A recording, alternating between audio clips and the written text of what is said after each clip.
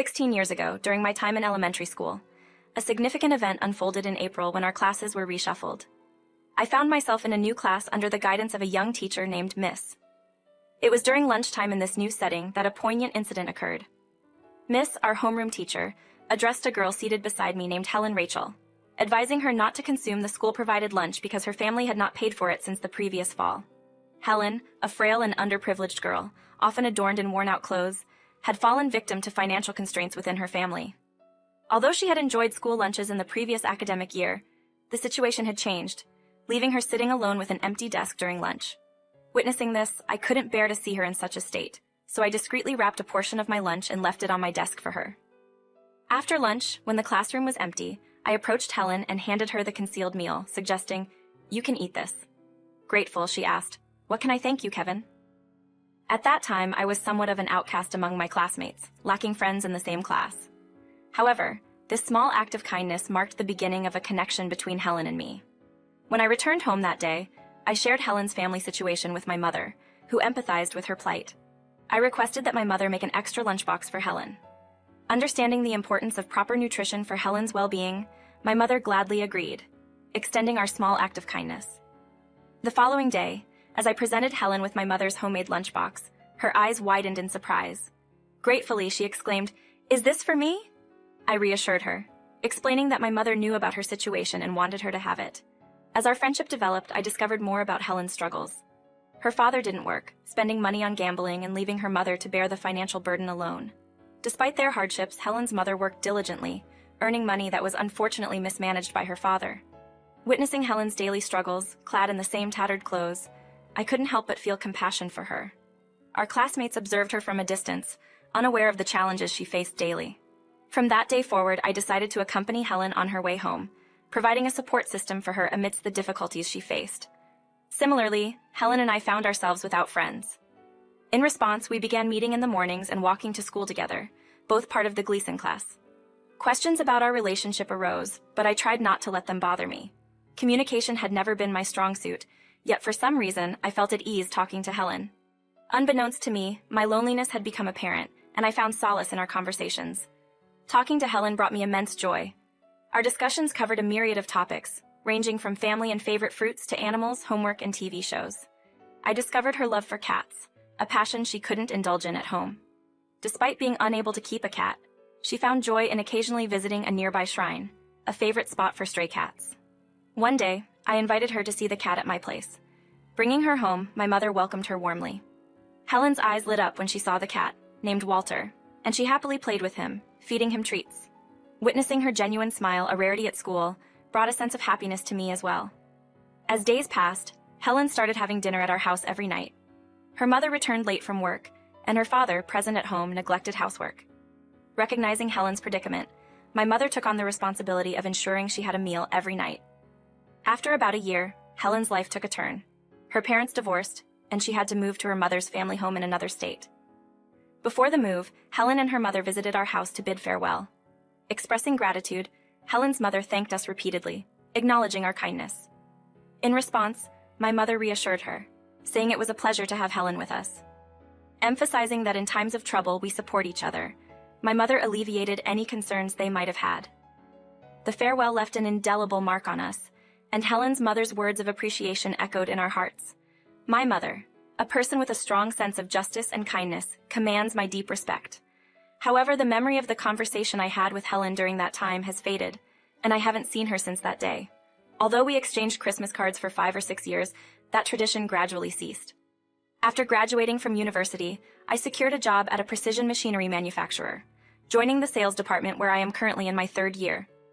Over the years, I've taken over existing businesses and developed new ones, now overseeing a portfolio of clients.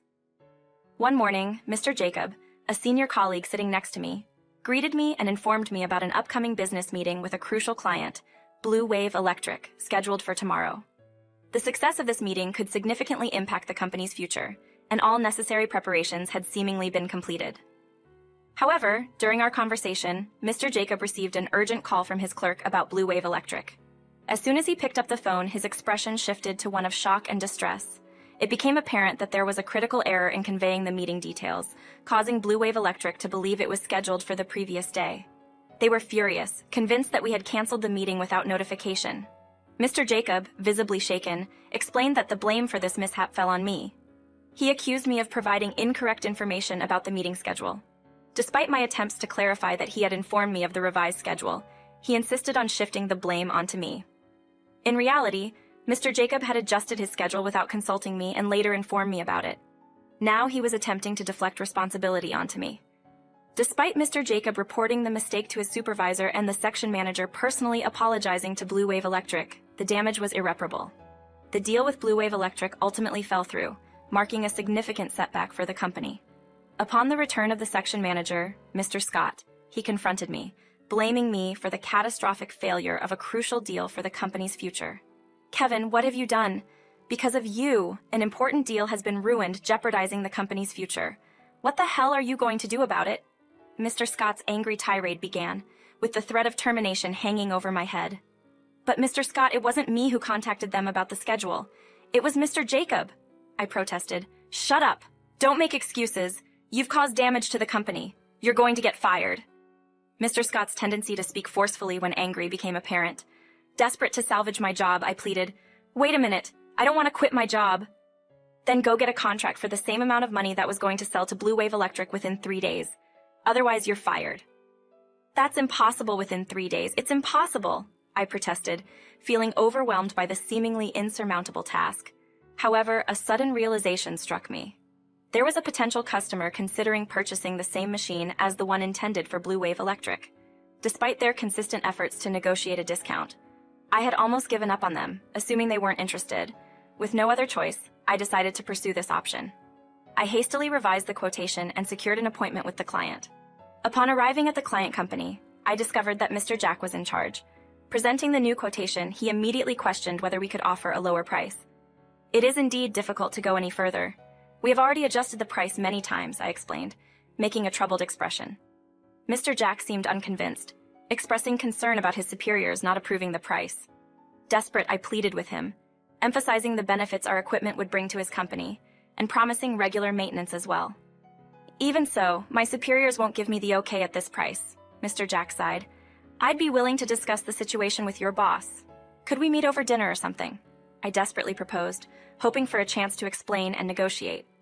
Mr. Jack hesitated but agreed to consult his boss.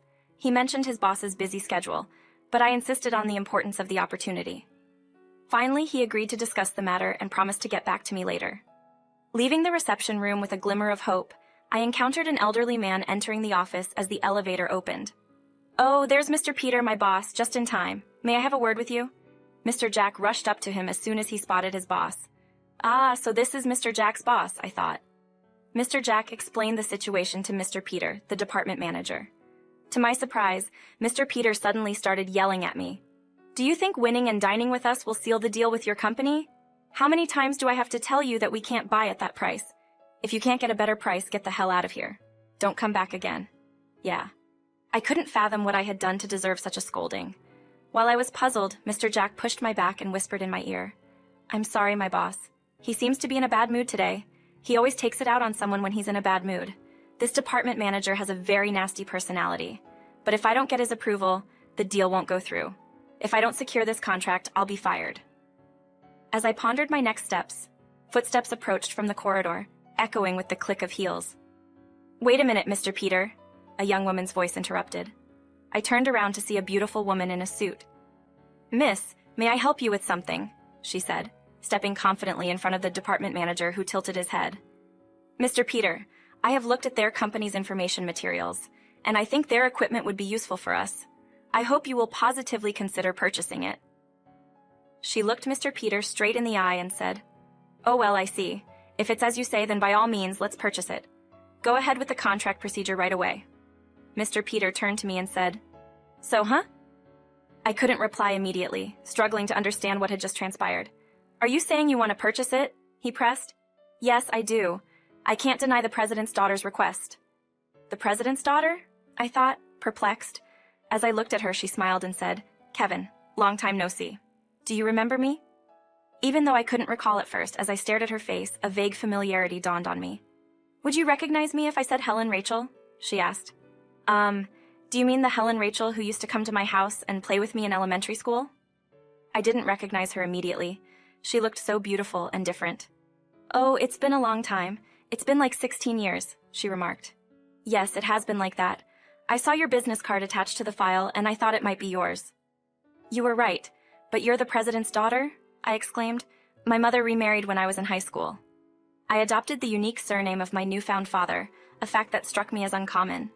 Unaware of this peculiarity initially, I expressed a reluctance to linger and chat, suggesting that we venture out for a drink that evening to catch up. Agreeing to the plan, we swiftly exchanged contact information and committed to the post-work rendezvous. Upon my return to the office, I relayed the positive outcome to Mr. Scott, who displayed a wide-eyed and surprised reaction. He inquired about the contract, and I confirmed that although we hadn't received it yet, we had secured approval from the department manager. Mr. Scott praised my performance, expressing delight, while Mr. Jacob seemed uncomfortable at his desk. Later that evening, after work, I headed to the bar to meet Helen, who was already there waiting for me. Grateful for her assistance, she credited me with saving her job, recounting the unfair blame she had received from a colleague. Helen sympathized with my predicament and expressed gratitude for the business deal. During our conversation, Helen revealed that she had moved back after her mother's divorce. Her mother had married a man who later became the manager of the sales office. Subsequently, they relocated to New York to succeed her husband's father as the president. Apologizing for not informing me of her return, Helen mentioned my lack of response to Christmas greeting cards. I admitted my oversight and explained that I had hesitated, thinking she might have a girlfriend. Learning that I was currently unattached, Helen whimsically suggested that our reunion might be fate and proposed going on a date. Surprised by her confession, I welcomed the idea. Reflecting on our past, I recalled the joy of being with her during our elementary school days.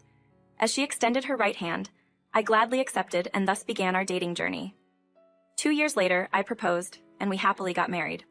Now, as we enjoy a chocolate dinner together, Helen, while playing with her cat, appears unchanged from her childhood. Despite the hardships she endured in her early years, I am committed to supporting her and ensuring her happiness in the years to come.